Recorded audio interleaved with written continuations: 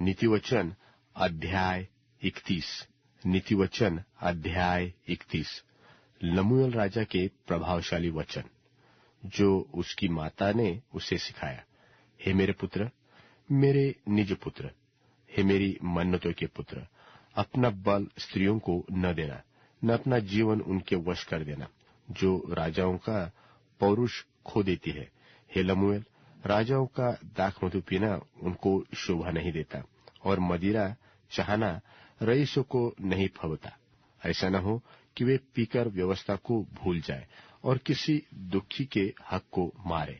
मदिरा उनको पिलाओ जो मरने पर है, और दाख मधु उदास मन वालों को ही देना, जिससे वह पीकर अपनी दरिद्रता को भूल जाए और अपना कठिन परिश्रम फिर स्मरण न करे।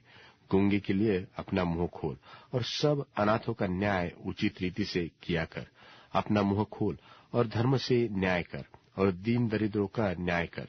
भली पत्नी कौन पा सकता है, क्योंकि उसका मूल्य मूंगों से भी बहुत अधिक है। उसके पति के मन में उसके प्रति विश्वास है और उसे लाभ की घटी नहीं होती। वह अपने जीवन के सारे दिनों में उससे बुरा नहीं वरन भला ही व्यवहार करती है। वह ऊन और सन ढूंढ ढूंढ कर अपने हाथों से प्रसन्नता के साथ काम करती है।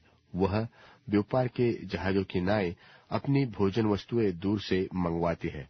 वह रात ही को उठ बैठती है और अपने घराने को भोजन खिलाती है और अपनी लौंडियों को अलग अलग काम देती है। वह किसी खेत के विषय में सोच विचार करती है और उसे मोल ले लेती है और अपने परिश्रम के फल से दाख की बारी लगाती है।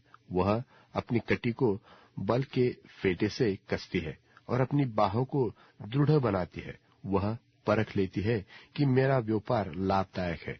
रात को उसका दिया नहीं बूझता। वह अटेरन में हाथ लगाती है और चरखा पकड़ती है। वह दिन के लिए मुट्ठी खोलती है और दरिद्र के संभालने को हाथ बढ़ाती है। वह अपने घराने के लिए हिम से नहीं डरती, क्योंकि उसके घर के सब लोग लाल कपड़े पहनते हैं। वह तकिए बना लेती है। उसके वस्त्र सूक्ष्म सन और बैंजनी रंग के होते हैं। जब उसका पति सभा में देश के पुरनियों के संग बैठता है, तब उसका सम्मान होता है। वह सन के वस्त्र बनाकर बेचती है और व्यापारी को कमरबंद देती है।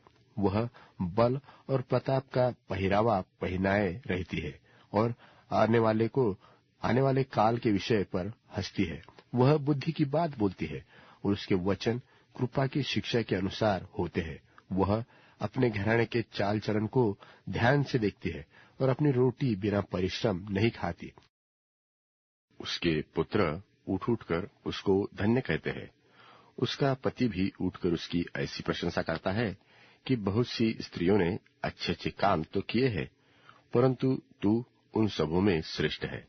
शोभा तो झूठी और सुंदरता व्यर्थ है, परंतु जो स्त्री यहोवा का भय मानती है उसकी प्रशंसा की जाएगी। उसके हाथों के परिश्रम का फल उसे दो और उसके कार्यों से सभा में उसकी प्रशंसा होगी।